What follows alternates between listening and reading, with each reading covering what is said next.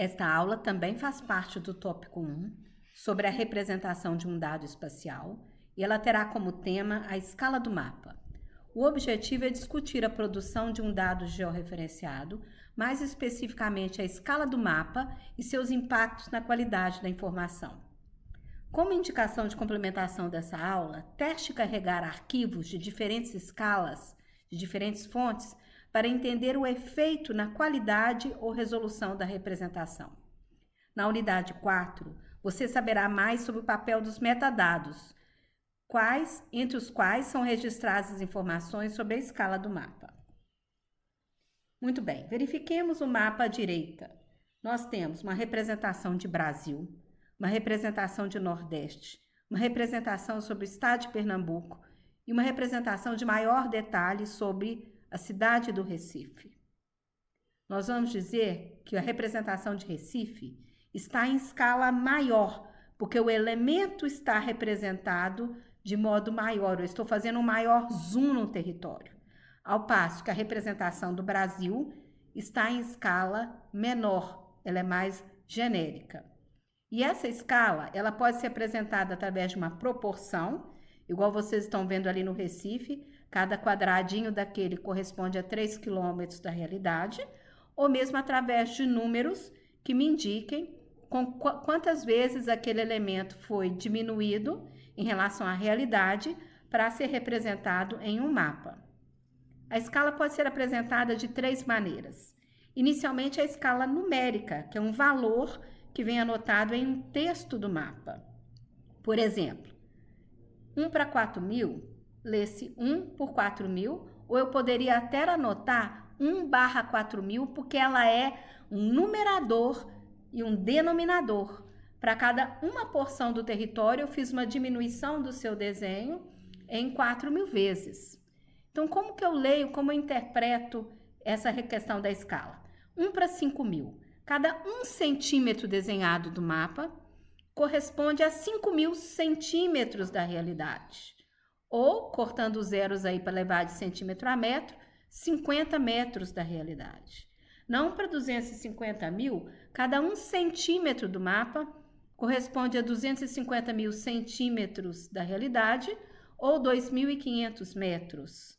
Na 1/1.000.000, cada 1 centímetro do mapa vai corresponder a 1 milhão de centímetros da realidade, ou 10.000 metros da realidade.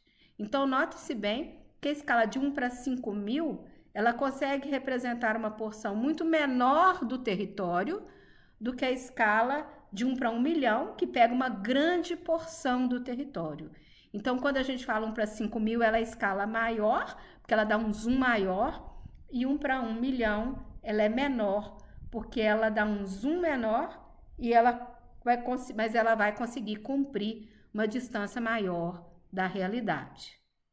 Eu posso também apresentar a escala no formato de escala gráfica, em que há uma proporção entre segmentos e o valor que eles correspondem na realidade. Então, por exemplo, 1/5.000.000, eu estou desenhando ali um quadradinho, que se a pessoa usar aquele quadradinho no mapa, ele vai medir 50 quilômetros. 1/40.000, eu estou ali desenhando um quadradinho, uma referência, que se a pessoa colocar N vezes aquela referência ali no mapa, ela sabe que cada unidade daquela corresponde a 4 quilômetros. E por aí vai. Então, essa é a escala gráfica. Observem também o mapa ali à direita. Ele está me informando que aquela proporção de um segmento corresponde a 50 quilômetros. Já no exemplo de baixo, uma proporção daquele segmento corresponde a 24 quilômetros. Com isso, eu tenho uma sensação do quanto significa a dimensão daquele território e consigo calcular a proporção entre elemento representado e realidade.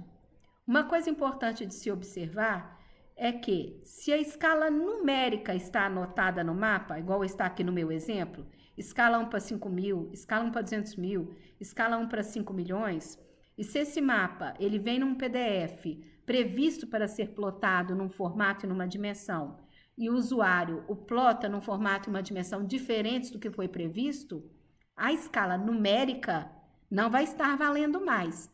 Mas a escala gráfica, como ela diminui ou aumenta junto com o mapa, ela continua apresentando as proporções e eu consigo calcular a nova escala numérica. Nesse sentido, eu posso dizer que a escala gráfica ela é mais importante do que a escala numérica, porque ela acompanha o desenho em todas as suas proporções, em todas as suas plotagens. Então, eu chego a dizer que ela é obrigatória, ao passo que a escala numérica ela pode ser usada, mas com esse risco da pessoa alterar a escala de output, a escala de saída do mapa. E eu posso também usar uma relação de equivalência, que é informar, por exemplo, para o usuário em alguma parte do mapa, que naquela representação, cada 1 centímetro corresponde a 5 quilômetros, e aí ele faz as devidas proporções. Bem, nós estamos falando aqui de mapas, mas a gente poderia estar falando de mapas, cartas e plantas. Qual a diferença entre eles? A dimensão territorial que eu consigo representar. O mapa é sempre para áreas bem maiores. Então, por exemplo, 1 para 1 milhão, 1 para 250 mil, são mapas, porque eu consigo representar porções maiores do território. A carta, uma situação intermediária, estradas, linhas de transporte, relevo, por exemplo, a carta topográfica. Então, eu vou trabalhar na 1 para 100 mil, na 1 para 50 mil, na 1 para 25 mil, onde eu vou pegar a hidrografia, a estrada principal e a topografia, as curvas de nível.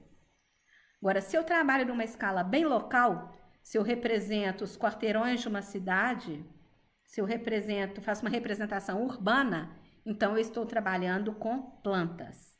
Então, para usar os termos certos, mapa, carta e planta. Mas por que é importante eu saber a escala de um mapa? Qual é a fonte? Qual a escala da fonte de um mapa utilizado? Porque no mundo de hoje, a cartografia ela é praticamente toda digital. E na cartografia digital, o dado é georreferenciado em escala 1 para 1. Então, se eu não tenho a informação sobre a escala da fonte, eu não sei dizer sobre a qualidade do dado. Daí a importância do metadado, que é um tópico que nós vamos estudar na unidade 4, para eu saber os dados sobre o dado. E ao verificar qual a escala da fonte do dado, eu posso escolher se ele atende ou não às minhas necessidades de trabalho e de representação. Vamos colocar alguns exemplos aqui. Eu peguei um mapa de divisão de estados do Brasil, cuja escala original, a escala de trabalho, foi 1 para 2 milhões e 500 mil. Mas aí eu peguei também o desenho de municípios, que foi elaborado na 1 para 250 mil. É claro que se eu for verificar as fronteiras, o mapa dos estados das fronteiras, ele vai ter uma representação mais generalizada do que a escala de limites municipais. A não ser que tenha sido feito algum trabalho para fazer uma equivalência entre eles, para evitar situações como eu estou vendo na tela, de um detalhamento diferenciado, porque eles têm escalas diferenciadas em suas fontes. Outro exemplo aqui, peguei o mapa das subprefeituras de São Paulo, que foi feito na escala de 1 para 5 mil. Então, ele vai ter um nível de detalhamento maior do que o mapa de limites municipais, que veio na 1 para 250 mil. Outro exemplo, eu tenho uma estrada que foi trabalhada na 1 para 250 mil, mas eu fiz um levantamento de campo usando o GPS, um levantamento qualificado, em que eu vou ter a geometria da estrada de modo muito mais detalhado. E se esse tipo de informação não vem para mim, eu posso fazer projetos que vão estar equivocados quanto à qualidade de posicionamento e de geometria dos elementos que me interessam. Daí a importância do metadado, que vai falar o dado sobre o dado, para eu escolher quais camadas de informação atendem às minhas expectativas mínimas de representação e análise espacial.